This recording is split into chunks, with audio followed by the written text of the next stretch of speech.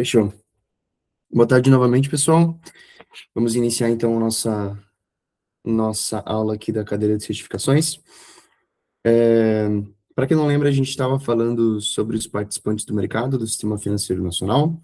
Na aula passada a gente viu sobre a questão da Bolsa de Valores, aqui como era antigamente, a questão das corretoras e tudo mais. Hoje a gente vai falar inicialmente sobre a Ambima, tá? Que é a Associação Brasileira das Entidades dos Mercados Financeiros de Capitais. Essa aula que a gente vai ter hoje vai ser a última que a gente vai fechar sobre o Sistema Financeiro Nacional. Ou seja, a gente vai fechar um módulo dos 4 que a gente tem, certo? A Ambima é a Associação Brasileira das Entidades dos Mercados Financeiros de Capitais, tá? E ela representa instituições como os bancos, gestoras, corretoras, ou seja, tudo que envolve participantes que trabalham no Sistema Financeiro Nacional, que atendem público diretamente, é a Ambima que faz essa autorregulação, tá? Como uma associação, ela não vai criar leis, tá? A gente vai ver para frente que as regras que a Ambima ela propõe, a adesão pelas instituições ela é voluntária, tá? Então, essas instituições ela podem adotar ou não. A Ambima ela reúne empresas para refletir a pluralidade dos mercados. Essas empresas, justamente empresas que trabalham no mercado financeiro, certo? Ela foi criada em 2009, a partir da união de 2 entidades, e a Ambima representa os mercados financeiros há mais de 4 décadas. E o modelo de atuação que a Ambima representa, ele está estruturado em torno de 4 compromissos. E a gente vai ver ele aqui com mais detalhes agora. Representar, informar, educar e autorregular. Representar, inicialmente, ele fala sobre promover o diálogo e propor boas práticas aos associados. Quem são os associados? Todas aquelas instituições que trabalham no mercado financeiro. Que nem eu comentei na primeira aula com vocês, como é que funcionava a questão se eu quisesse, por exemplo, trabalhar dentro de um banco. Antigamente, quando não existia Ambima, ou quando as regras da Ambima elas não eram tão adotadas pelas instituições, bastava eu ter começado, por exemplo, um ensino superior, às vezes nem isso, ou ser companheiro, ou ser amigo do dono do banco, ou do gerente do banco, ou da pessoa que estava recrutando para uma vaga dentro do banco, já era suficiente para ser contratado. Ou seja, antigamente, apesar das pessoas também terem conhecimento sobre o mercado financeiro, a porta de entrada para elas dependia justamente de conhecer pessoas para estar dentro do mercado financeiro. Só que hoje em dia não é mais isso.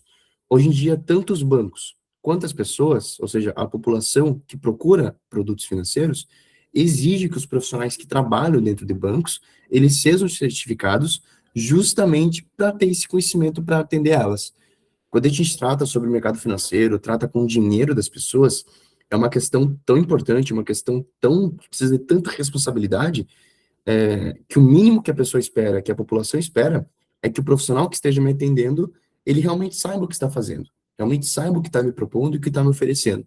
Então, a BIM ela surge justamente para isso, para tentar fazer essa regulação dentro do mercado financeiro, para não ter nenhum tipo de escândalo, nenhum tipo de companheirada, coisa nesse sentido, tá? A Ambima é uma associação que veio justamente para melhorar o mercado financeiro. Outra função, também então um compromisso da Ambima, é informar, ou seja, é provedor de informações, referências de preços e índice. Existe um preço, o índice mercado Ambima, que é um benchmark, que a gente vai ver para frente o que é, mas essa questão de informar é uma questão muito interessante, porque quando a gente trata também sobre questão financeira, a população brasileira, por sua natureza, ela possui pouquíssima formação durante sua vida. Né? Pouquíssimas vezes a gente ouve falar sobre saúde financeira, sobre como tratar meu dinheiro, desde o fundamental até mesmo quando a gente chega no ensino superior, é muito pouco as coisas que a gente ouve e coisas que a gente acaba aprendendo. Ou seja, para a gente estar num projeto que fala sobre educação financeira, que fala sobre o mercado financeiro, essa aula que a gente está tendo aqui, pouquíssimas pessoas elas têm o acesso, pouquíssimas pessoas elas têm essa oportunidade que a gente está tendo aqui. Então, a BIMA também serve para isso, para informar as pessoas sobre o mercado financeiro, sobre essa educação financeira. E quando eu falo em formar essas pessoas, e pessoas que não possuem nenhum tipo de capacitação ou formação, porque não receberam essa formação durante a vida, eu não falo nem sobre questões difíceis, sobre questões financeiras. Eu falo como a pessoa ela guarda o dinheiro, sabe? Tem pessoas que não sabem que ela não pode gastar mais do que ela ganha. Pessoas que não sabem que ela tem que evitar o endividamento. Então, são questões básicas que a Ambima também está para ir para ajudar. Educar. que é a principal forma que a Ambima ela se instrui na sociedade, que é através da capacitação de profissionais por meio de certificações, certo? Tanto é que a cadeira que a gente trabalha aqui na Liga é certificações financeiras da Ambima, tá? Que trata justamente sobre essas questões que a gente está aprendendo nas aulas, de forma muito mais detalhada, mas é mais ou menos sobre isso. Eu vou explicar mais para frente sobre essas três certificações iniciais da Ambima e quais a importância dela dentro do mercado financeiro. E a última, que também é muito importante, que está mais ligado à parte das instituições financeiras, a parte mais ligada aos bancos, que é a parte da autorregulação. Comentei com vocês que a adesão das regras que a Ambima cria, de boas práticas do mercado financeiro, a adesão é voluntária por parte dessas instituições. A Ambima ela jamais vai criar uma lei. A Ambima nunca está acima da lei, ou seja, ela cria regras que são boas práticas para o mercado financeiro, para os profissionais do mercado financeiro, justamente para ter esse controle e o cuidado com o produto de investimento para a população que busca algum tipo de solução, certo? Falando especificamente sobre as certificações da Ambima, que é o nosso foco aqui no nosso curso, em 2026, as certificações CPA-10, CPA-20 e a CEA, elas deixaram de existir, dando lugar às novas CPA, CPROR e CPROI. Que nem eu comentei na primeira aula com vocês, antigamente as certificações CPA-10, CPA-20 e CEA, eles eram voltados principalmente a um decoreba, vamos dizer assim, decoreba de conceitos, decoreba de regras, ou seja, quem decorava mais estava mais propício a passar nas provas da Ambima. Só que em 2026, as provas, as formas como as provas são aplicadas, elas mudaram. Então, ao invés desse decoreba, ao invés das pessoas focarem apenas em decorar conceitos e regras, as pessoas agora que estudarem para as provas da Ambima e fazerem a prova da Ambima, elas vão se deparar com situações reais do dia a dia do mercado financeiro. Então, na prova, em alguma questão da prova, por exemplo, principalmente nessa aqui de baixo, que é a CPROR, a de relacionamento, a certificação de relacionamento, a prova ela vai te dar uma situação em que o cliente ele chega no banco, ele vai te propor um problema e você tem que propor a solução para ele. Então, essa questão ela está mais didática, ela está mais voltada realmente ao dia a dia do profissional do mercado financeiro, certo? Vou explicar com um pouco mais detalhe para vocês sobre essas três certificações iniciais, certo? São três certificações iniciais, ou seja, porque para frente também tem mais certificações que vocês podem fazer através da Ambima, tá? Só que a gente não vai focar aqui, porque essas outras certificações é voltadas mais para a parte de gestão, de fundos de investimento e tudo mais. Se vocês tiverem alguma dúvida, podem ligar o microfone e me interromper, não tem problema. A primeira delas é a CPA, tá? É o primeiro passo para quem quer realmente entrar no mercado financeiro. Quem faz essas certificações, ou busca conhecimento, busca ter certificação para você mesmo, ou busca fazer elas para entrar dentro do mercado financeiro. Tá? Uma das primeiras exigências das pessoas que querem trabalhar em banco ou corretoras, por exemplo. Certo? Essa primeira prova aqui é indicada para quem busca entender o básico sobre os principais tipos de investimento, sobre a estrutura do mercado financeiro, ou seja, tudo que a gente está aprendendo aqui é mais ou menos o básico também sobre o que cai numa prova da CPA, por exemplo, e é voltada mais para questões comerciais, certo? Ou seja, prospecção de clientes e atendimento e suporte. A CPA ela tem 50 questões e um tempo de 2 horas e 30 minutos para completar a prova. Tá? Não me recordo como é que tá as regras de hoje, referente à quantidade mínima de acertos que as pessoas precisam ter, mas é uma porcentagem que elas precisam de acertos no mínimo para ser aprovadas na CPA. A próxima prova é a CPROR, tá? Mais indicada para quem atua na área comercial, com foco em relacionamento, e exige um conhecimento mais aprofundado sobre como alinhar os produtos de investimento ao perfil e às necessidades dos clientes. Quando a gente terminar esse módulo de Sistema Financeiro Nacional, a gente vai ter um módulo sobre o relacionamento do cliente, e a gente vai ter principalmente questões associadas ao objetivo do investimento do cliente, ao conhecimento do cliente em relação ao que ele está investindo. Então, essa CPROR, ela é justamente essa questão do relacionamento e o conhecimento do cliente. Suitability, avaliação do perfil do investidor. Quando a gente abre uma conta numa corretora, a primeira coisa que a gente faz é a corretora nos conhecer, justamente para saber qual que é os nossos medos, qual que é os nossos objetivos, qual que é as nossas aversões em relação a algum investimento. Sou uma pessoa mais moderada, mais agressiva, mais conservadora em relação a produto de investimento. A CPROR, ela possui 45 questões e 2 horas e 30 minutos de duração também. Vocês percebem que a CPA, ela é um pré-requisito para a CPROR, assim como a CPROR é um pré-requisito para a CPROI, que é a última certificações que a gente vai ver aqui, que trata sobre investimento. Tá? Então, quem quiser ir para essa área mais específica do mercado financeiro, a parte de investimento, você precisa fazer a certificação da CPROI, certo? Então, como é que funcionava antigamente? Se eu quisesse, por exemplo, fazer a CEA, que no caso se equivale a CPROI em questão de ordem, eu poderia fazer direto a CEA, não precisava ter passado pelas duas certificações anteriores. Só que hoje não. Eu preciso fazer primeiramente a CPA, depois eu faço CPROI, se eu quiser, e depois eu faço CPROI, se eu quiser também. Não me lembro também quanto que tá essas provas para fazer na Ambima hoje. A CPROI eu sei que está R$ 500, então é uma prova bem carinha. Quantidade de questões é 40 e o tempo de prova também 2 horas e 30 minutos. O nível de dificuldade das provas ele também vai aumentando, certo? Então, de novo, quem quiser entrar no mercado financeiro, primeira coisa que precisa fazer é certificação, certo? Na maioria das instituições hoje, se você não tiver certificação, você nem entra no banco, praticamente, para fazer entrevista, porque o gerente vai olhar, você precisa de certificação, você precisa tá capacitado para trabalhar em uma instituição financeira. Alguma dúvida, pessoal? Eu tenho uma dúvida. Não sei se está dando para ouvir direito. Pode falar? Sim.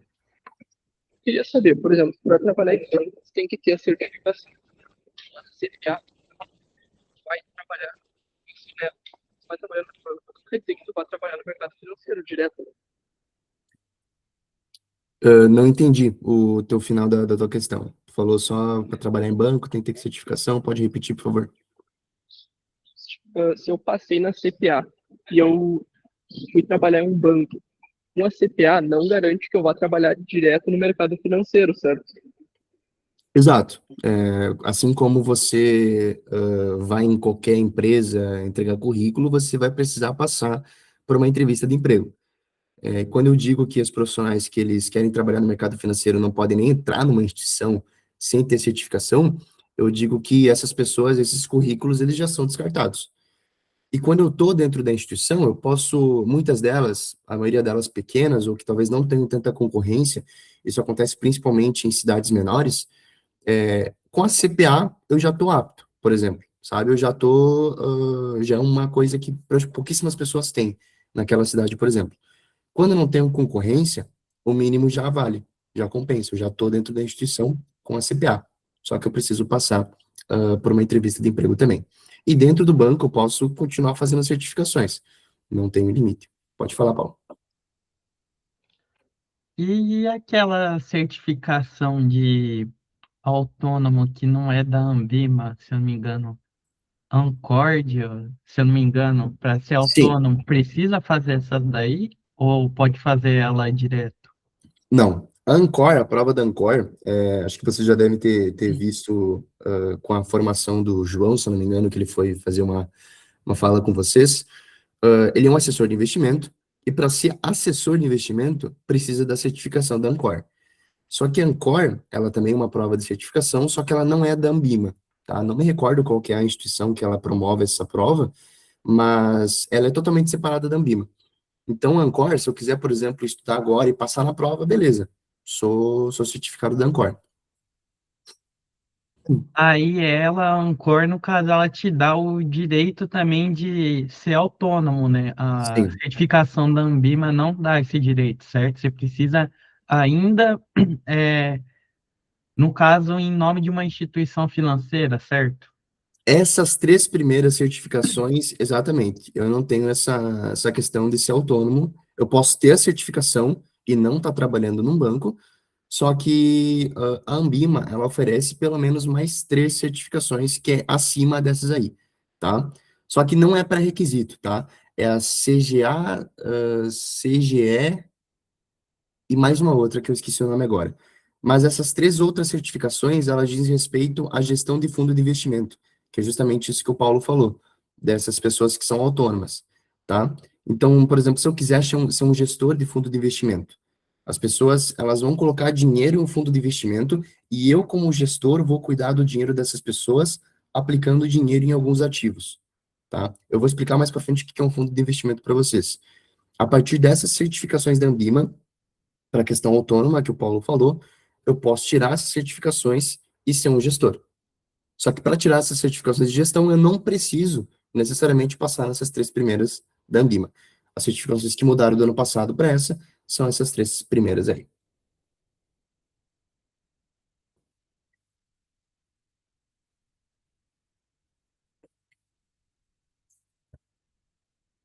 Bom, encerrando a questão da Ambima e das certificações, é, a gente vai falar sobre o Fundo Garantidor de Crédito, certo? Você já deve ter ouvido falar sobre o Fundo Garantidor de Crédito através do escândalo que aconteceu com o Banco Master, que eu vou até dar um exemplo para vocês depois. Mas o Fundo Garantidor de Crédito, o famoso FGC, ele trata de uma instituição que é privada, de natureza que ela não é lucrativa, que é responsável por gerir o sistema de proteção aos depositantes e investidores no sistema do financeiro nacional. Observados os limites definidos pela regulamentação vigente, garantindo cobertura em relação às instituições financeiras a ela vinculadas, nos casos de intervenção, liquidação extrajudicial ou quando o Banco Central do Brasil reconhece a situação de insolvência de uma instituição financeira. Tá? O que é isso, Eduardo? Me explica um pouco melhor e uma forma um pouco mais simples o que é isso.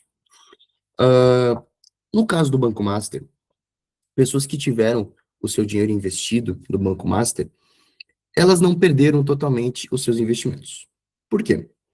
O Banco Master, ele foi liquidado extrajudicialmente pelo Banco Central do Brasil, tá? Então, tem alguma desses casos aqui que eu comentei para vocês, liquidação extrajudicial, foi o caso do Banco Master. O Banco Master não faliu, ele foi liquidado porque justamente através de investigações descobriram alguns tipos de fraudes com produtos de investimentos que o Daniel Vorcaro, o dono do Banco Master, juntamente com a sua equipe, promovia, oferecia, ofertava para a população. Então, rendimentos que estavam muito, muito, muito acima do padrão do mercado, as pessoas iam lá, compravam, olhavam que o rendimento era muito bom mesmo, e botavam o dinheiro dentro do Banco Master justamente para render o dinheiro para essas pessoas. Pessoas que tiveram os seus investimentos dentro do Banco Master, algumas delas tiveram seu ressarcimento depois dessa liquidação extrajudicial. Porque o FGC, ele garante 250 mil reais de proteção, de garantia, e nesses casos que o banco ele deixa de existir, vamos dizer assim, tá? É 250 mil reais por CPF ou CNPJ e instituição financeira. Vou explicar isso com um pouco mais detalhes para vocês aqui para frente, pode parecer um pouco confuso agora. Coloquei uma observação aqui, que as instituições associadas ao FGC, elas devem realizar uma contribuição mensal para esse fundo, o FGC, no valor de 0,01% sobre o montante das contas de títulos que contam com a garantia do Fundo Garantidor de Crédito. Ou seja, tem produtos que não são garantidos pelo Fundo Garantidor de Crédito. Eu posso ter um produto, e se por acaso o banco que está oferecendo esse produto, ele quebra, eu não tenho ressarcimento do valor. Porém, tem alguns títulos que são garantidos pela FGC. Esses aqui na esquerda são os garantidos, esses que não são garantidos, tá? Vou dar um exemplo só desses 4 primeiros dois lados aqui. Os garantidos depósito à vista, depósito a prazo, ou seja, CDB, RDB, que são produtos de investimento, LCI, LCA, LC, LH, hipotecárias e poupança, tá? E os não garantidos, por exemplo, letra financeira, debêntures, CRI, CRA, notas promissórias. O que vocês precisam pensar, se por um acaso tiver na pergunta do simulado de vocês no final do semestre, quais títulos são garantidos pelo FGC? Os títulos que são garantidos pelo Fundo Garantidor de Crédito são aqueles que são emitidos por bancos, tá? Ou seja, esses aqui mesmo, uma poupança, uma LCI, um depósito a prazo, depósito à vista. Um CRI e um CRA, ele não é emitido por banco, ou seja, ele não é garantido pelo FGC. Tá? Vocês podem pensar a partir dessa lógica aqui mesmo. Debênture também não é emitido por banco, não é garantido pelo Fundo Garantidor de Crédito. E eu coloquei um exemplo prático aqui para vocês, porque também tem uma outra regra, tá? Em dezembro de 2017, o Conselho Monetário Nacional ele aprovou uma alteração no regulamento do FGC, que ele passou a fixar um limite de R$ 1 milhão para cada período de 4 anos, no total de garantias pagas por CPF ou CNPJ. O que isso significa? Eu tenho 4 contas diferentes em 4 bancos diferentes. Eu tenho 250 mil reais aplicados em cada um desses 4 bancos. E vamos supor que os 4 bancos, eles quebram, simplesmente. Eu não perdi dinheiro em todos esses bancos, porque eu estou coberto pelo FGC, 250 mil reais por CPF, beleza, e por instituição financeira, certo? Como eu tenho esses 250 mil reais aplicados nesses 4 bancos, e esses 4 bancos quebraram, e está dentro do limite de 1 milhão, né, 250 mil vezes 4, 1 milhão, eu estou garantido pelo FGC. Só que se eu tiver uma quinta conta em um outro banco, que também coloca 250 reais e ele quebra também, eu não vou estar garantido pelo fundo garantidor de crédito nesse quinto banco, porque justamente excede esse limite de 1 milhão de reais, tá? Então é 250 mil reais de limite por CPF ou CNPJ e por instituição financeira, né? Respeitando essa regra de 1 milhão de reais para instituições financeiras diferentes. Então, por exemplo, eu tenho 500 mil reais aplicados no Banco Master, e o Banco Master quebra. Eu tenho só 250 mil reais para receber. Os outros 250 mil reais eu perdi. Simplesmente perdi. Certo? Alguma dúvida sobre o FGC?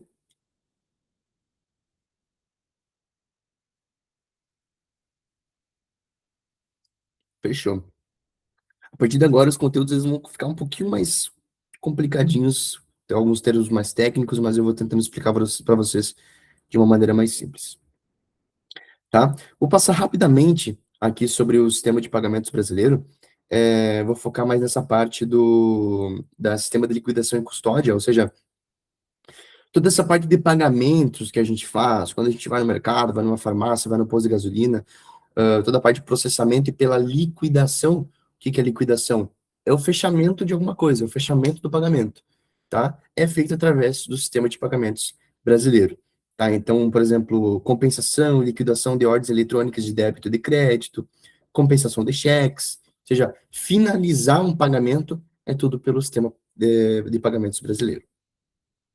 E o Bacen, é o Banco Central do Brasil, ele tem um papel muito importante dentro do sistema de pagamentos brasileiro, porque ele realiza essa autorização e supervisão do sistema, reduzindo o risco sistêmico, tá? O que é risco sistêmico? Acontece alguma coisa, algum fato no mundo, por exemplo, em que todas as instituições, todos os mercados, eles vão ser afetados, tá? Então, está acontecendo uma guerra estrondosa, muito grande, e está afetando todos os mercados. Isso é um risco sistêmico, ou seja, afeta todas as pessoas. Só que a partir do momento em que existe um risco não sistêmico, não afeta todos os mercados. Está tendo um problema na Petrobras, por exemplo, numa ação da Petrobras. Vai afetar só a Petrobras. É um risco não sistêmico, mas continua sendo um risco. Tá? Então, tem essas duas diferenciações entre risco sistêmico e risco não sistêmico. O Bacen, ele é responsável pela gestão e operação das seguintes instituições do mercado financeiro, tá? Sistema de transferência de reservas, sistema de pagamentos instantâneo, PIX, e sistema especial de liquidação e custódia, tá? Vou focar nesse último aqui para vocês, também vou passar de maneira um pouco mais rápida. Existe o sistema de liquidação e custódia, que a gente chama de Selic, e faz a liquidação apenas de título público federal, que é emitido pelo governo, em D mais zero, tá? Que nem eu comentei com vocês, o que é liquidação? Liquidação é o encerramento de pagamento. Então, por exemplo, eu tenho comigo um título público federal que eu comprei no Tesouro Nacional, e eu quero fazer o resgate desse título público. Independente do tempo que ele esteja lá, rendendo, eu quero o resgate dele hoje. E a liquidação, ou seja, o pagamento desse título público federal, ele vai acontecer em D mais zero. O que isso significa? Que eu no D, no dia de hoje, por exemplo, eu vou solicitar o resgate e hoje mesmo eu vou estar recebendo esse valor. Tá? Então, não vou precisar esperar mais de um dia para receber esse valor de resgate que eu solicitei apenas em título público federal, tá? Que é essa questão da liquidação que a Selic faz. Não se esqueçam que existe a Selic Meta, que é a taxa de juros do Brasil, e a Selic, Sistema Especial de Liquidação e Custódia. São coisas totalmente diferentes. Brasil, Bolsa e Balcão, que é a nossa bolsa de valores hoje, faz a liquidação de títulos privados, tá? E a liquidação de ações em D mais 2. Mesmo exemplo aqui de cima, só que muda o dia que eu vou receber esse dinheiro. Eu faço a solicitação de resgate de uma ação no dia de hoje, e daqui a 2 dias, no máximo, eu vou estar recebendo esse dinheiro, certo? Então, esse é o significado do D mais 2 e do D mais 0. E o sistema de transferência de reservas é considerado o coração do sistema de pagamentos brasileiro, que ocorre a liquidação final de todas as obrigações financeiras do Brasil. Então, todos os pagamentos que têm que acontecer, eu tenho que receber algum dinheiro, eu tenho que pagar algum dinheiro, aquela pessoa também tem que receber, é feito através do STR, tá? Então, não se esqueça desse termo da liquidação, do fechamento de pagamento, que é feito pelo sistema de pagamentos brasileiro. Beleza? Alguma dúvida até aqui, pessoal?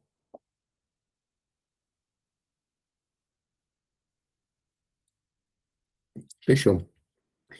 Vamos terminar, então, a questão do sistema financeiro nacional com essa nossa último conteúdo, que fala sobre a política monetária e os indicadores econômicos e de mercado, tá? Falei para você já qual que é o papel do Copom, tá? Ele faz parte do Banco Central do Brasil e é formado pelos seus presidentes pelo presidente e pelos seus diretores. Ele se reúne a cada 45 dias para definir a taxa de juros do Brasil, certo? Que é a taxa Selic. Se não me engano, hoje tem 14,5%. Essas decisões, através do cupom, elas são tomadas para manter a inflação, ou seja, o IPCA, que é o Índice Oficial de Inflação do Brasil, dentro da meta estabelecida pelo Conselho Monetário Nacional, tá? Não se esqueçam que quem define a meta do IPCA é o Conselho Monetário Nacional, tá? Só que quem trabalha dentro do sistema financeiro é o Banco Central do Brasil, tá? E isso eles podem fazer de diversas formas. Uma delas é definindo a taxa básica de juros do Brasil, que é a taxa Selic, que tira e coloca dinheiro da economia, tá? Bem basicão para vocês. E a Selic meta, que é justamente essa definida pelo Copom, uma vez que ela é definida, o Banco Central ele atua diariamente por meio do Open Market, comprando e vendendo o título público federal para manter a taxa de juros próximo definido por ele mesmo, tá?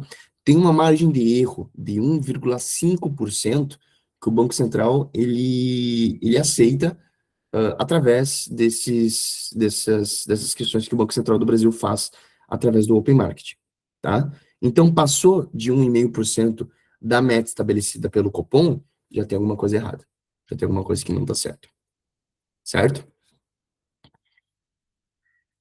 Falando de política monetária nacional, é um conjunto de medidas que são adotadas para controlar a quantidade de moeda, assim como a definição da taxa de juros do Brasil para tirar e colocar dinheiro na economia é uma das formas de controlar o crédito no Brasil. Também existe 3 políticas monetárias que são principais, tá?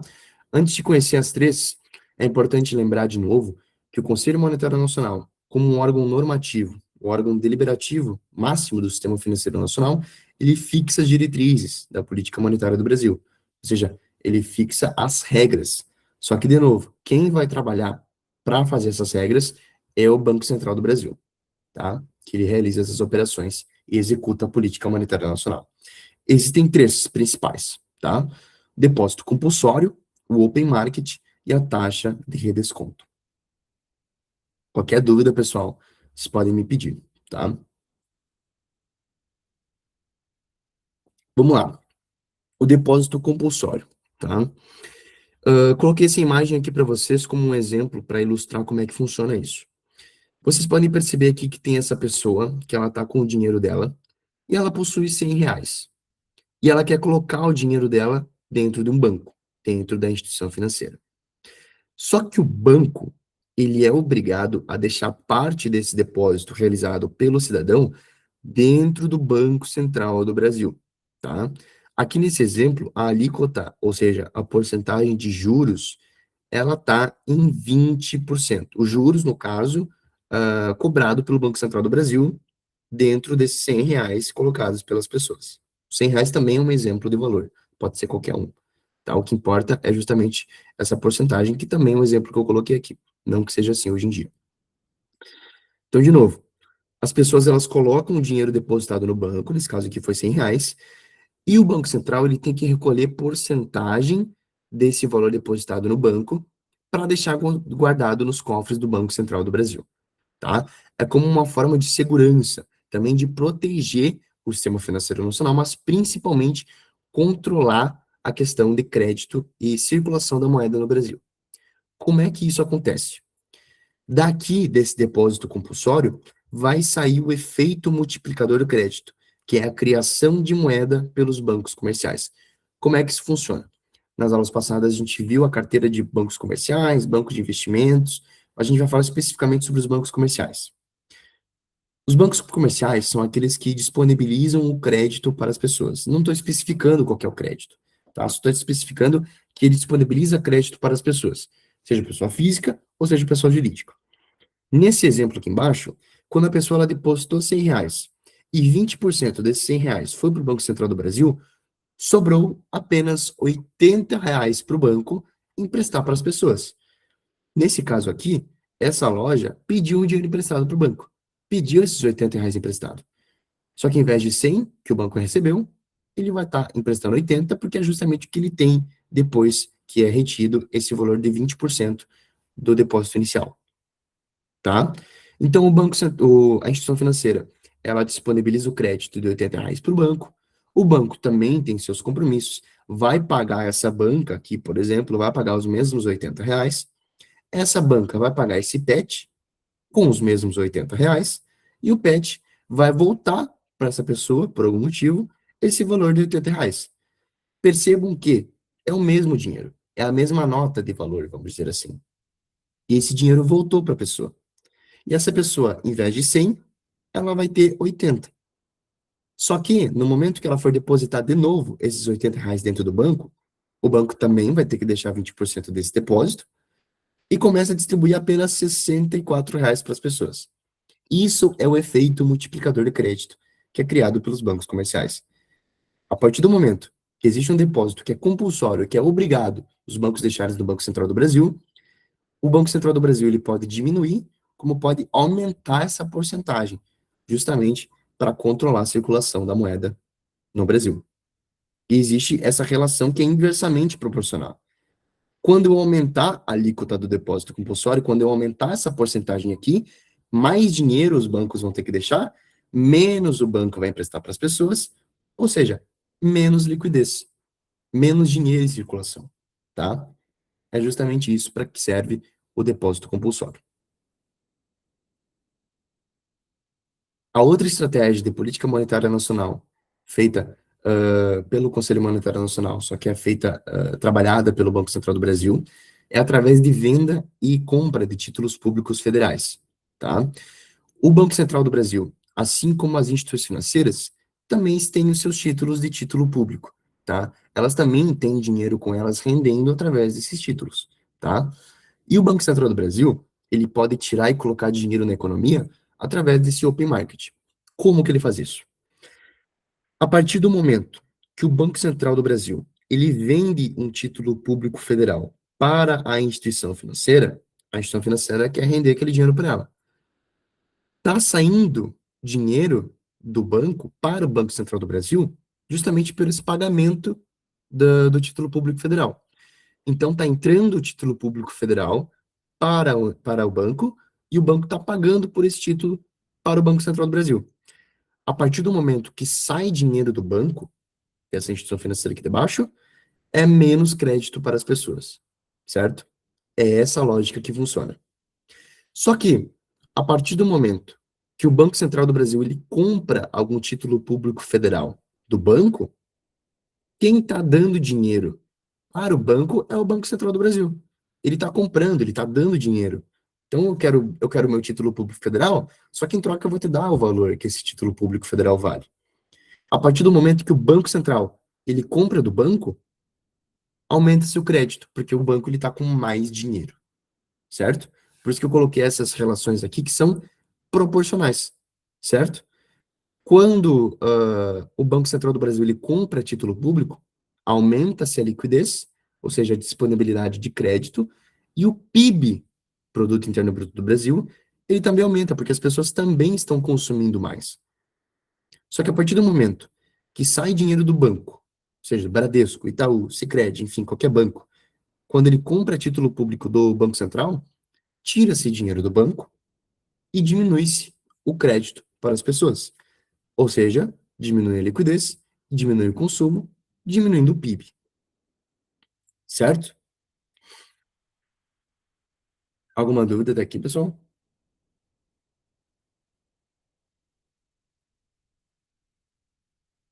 É o instrumento mais de política monetária mais ágil e eficaz, tá? Feito pelo Banco Central do Brasil. E a última política monetária é a taxa de redesconto, tá? Vou passar rapidinho, porque eu já comentei com vocês também. Os bancos, eles não podem fechar o dia no negativo, tá? Por risco de insolvência e tudo mais. Eles têm que fechar o dia deles no negativo, no positivo, correto? Como é que ele faz isso? Por exemplo, se eu emprestei mais do que eu recebi, eu estou no negativo, estou no vermelho. E o banco, ele não pode fechar o dia no vermelho. A partir do momento que um banco A, a gente vai tratar só sobre esse aqui, tá, pessoal? Só sobre o Banco Central, mas eu vou dar um exemplo aqui debaixo também para facilitar o entendimento. A partir do momento que o banco A, ele termina o dia dele no negativo, ele tem que achar alguma forma de ter dinheiro. Ele não pode fechar o dia dele no negativo. Ele tem duas formas disso. Ele tem uma forma que é pedir dinheiro emprestado para outro banco, tá? Ou pedir dinheiro emprestado para o Banco Central do Brasil. Hoje a gente vai tratar sobre esse dinheiro emprestado pelo Banco Central do Brasil. O Banco Central do Brasil, ele é considerado o emprestador de última instância. Por exemplo, se o Banco Sicredi tá no dia, fechou o dia dele no negativo, tá? Ele precisa pegar o dinheiro de algum lugar para fechar no positivo. Ele pede emprestado para o Bradesco, por exemplo. Só que o Bradesco, ele não quer emprestar, porque não sei o quê, fica de conversinha, não quer emprestar para o Sicredi. Não tem mais outra opção, nesse caso aqui. Ele vai ter que pedir para o Banco Central do Brasil, tá? E essa taxa de redesconto é justamente o juro que o Banco Central do Brasil vai cobrar desse banco que está devendo como uma forma de punição. Então, a partir do momento que o banco A, o Banco Sicredi, por exemplo, está no negativo, vai pedir dinheiro emprestado para o Banco Central e, como qualquer empréstimo, ele vai ter que devolver em juros para o Banco Central do Brasil. E, geralmente, esses juros, eles são mais altos do que como se fosse pegar emprestado com qualquer outro banco. Tá? É justamente esse empréstimo punitivo para o Banco Central do Brasil. Os bancos que estão no negativo, a primeira coisa que eles vão fazer é pedir dinheiro emprestado para outros bancos, porque o juros ele é mais barato. Quando não se consegue isso, não tem o que fazer. Tem que pedir dinheiro emprestado para o Banco Central. Aí, quando aumenta-se a taxa de redesconto, quando os juros cobrados pelo Banco Central do Brasil aumenta para o banco que tá devendo, a liquidez ele diminui, porque justamente é menos crédito para as pessoas, menos consumo. Quando eu falo em crédito, é dinheiro emprestado para as pessoas, tá, pessoal? Alguma dúvida daqui? A gente já está partindo para o final.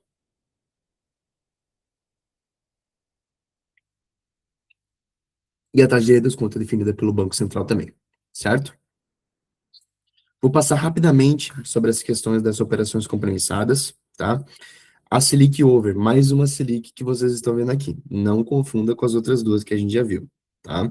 A Selic Over, ela trata-se da taxa média das operações compromissadas realizadas com títulos públicos federais entre bancos, com prazo de um dia e compromisso de recompra, sendo expressa de forma anual, tá? Quando a gente fala em taxa, a gente fala em uma porcentagem, tá? A Selic Over, por exemplo, está rendendo 15%, certo? E essa Selic Over, ela vem justamente dessa média das operações compromissadas realizadas com título público federal. Então, o banco, ele pode vender e comprar título público de um outro banco, com prazo de um dia, certo? Ou seja, eu posso ficar com um dia com aquele título público federal e eu tenho compromisso de recompra. A partir do momento que eu vendi, eu tenho compromisso de recomprar o mesmo título que eu vendi. A partir dessa média dessas operações que são realizadas com TPF, Título Público Federal, é tirado a taxa da Selic Over. E também tem a CDI, tá? Que provavelmente já devem ter ouvido falar em algum produto de investimento, é mais famoso, que é o Certificado de Depósito Interbancário. O CDI, ele corresponde à taxa média, também uma porcentagem, das operações compromissadas com título privado. É a mesma ideia, com compromisso de recompra também tem um prazo de 1 dia. No caso da Selic Over, ele representa os compromissos com títulos públicos federais e a CDI com operações com títulos privados, tá? Essa é a principal diferença. A ideia é a mesma, prazo de 1 dia e compromisso de recompra. Então, Selic Over, títulos públicos, e CDI, títulos privados.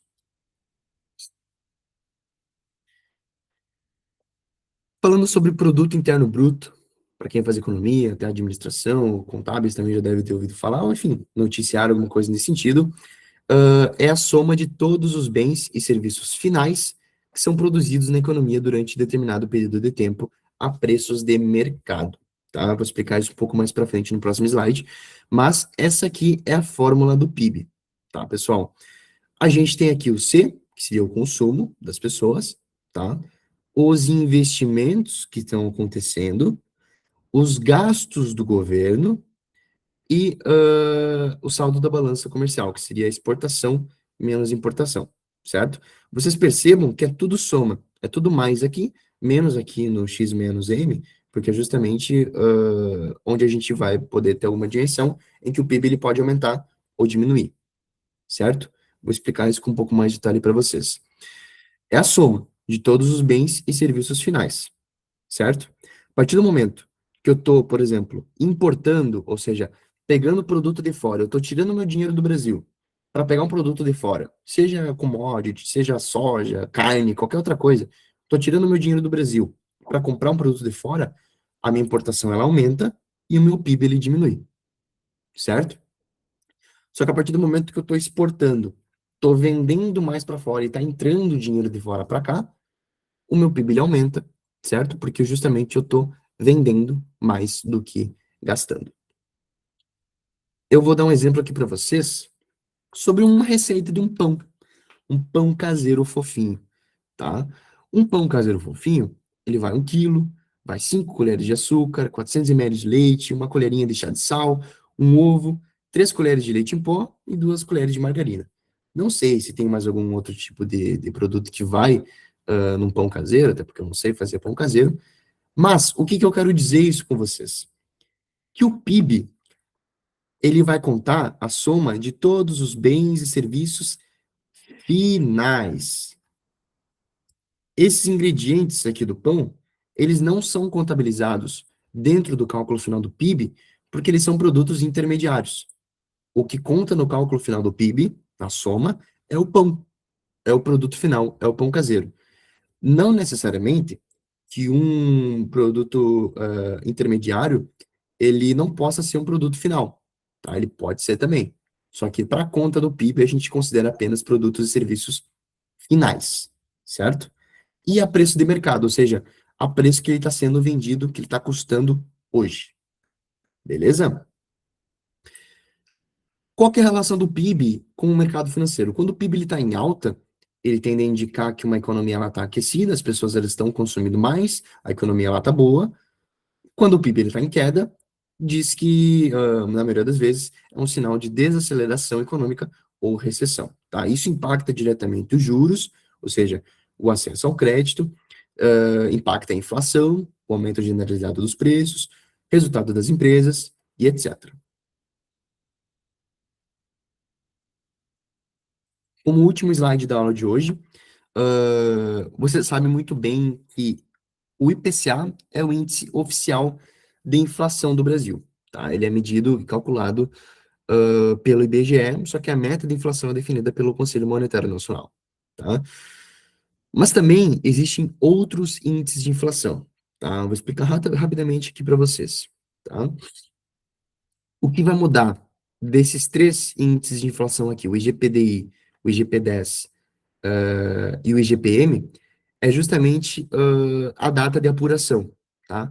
O IGPDI ele vai ser apurado do dia 1º ao dia 30 do mês, o IGP-10 do dia 11 do mês anterior até o dia 10 do mês atual, e o IGPM do dia 21 do mês anterior até o dia 20 do mês atual. Não precisam saber especificamente disso, só coloquei esses 3 aqui para justamente separar as diferenças entre eles, certo?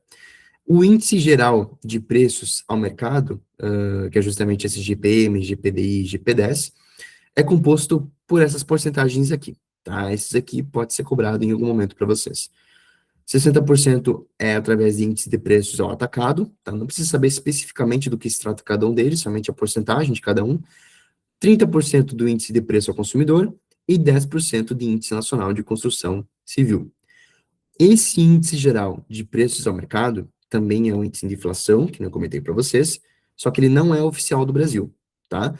E em vez de ser calculado e divulgado pelo IBGE, ele é calculado e divulgado pela Fundação Getúlio Vargas, pelo FGV, certo?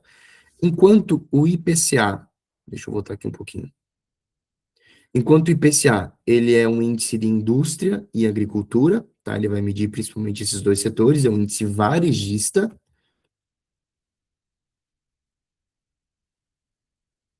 Esses índices geral de preços ao mercado é um índice dos setores consumidor e de construção civil, tá? Ou seja, é um índice atacadista, tá? Essa também é uma outra diferença muito importante entre o IPCA e esse índice geral de preços ao mercado. Certo, pessoal? Alguma dúvida?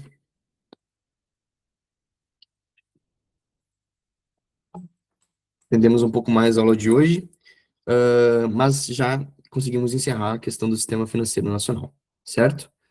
Se ninguém tem mais alguma dúvida, de novo, permaneço à disposição de vocês, tá? O nosso querido Paulo, nosso monitor, vai passar para vocês o resumo da aula de hoje, justamente para vocês estudarem para o simulado que a gente vai fazer no final do nosso semestre. Beleza? Tamo junto, pessoal.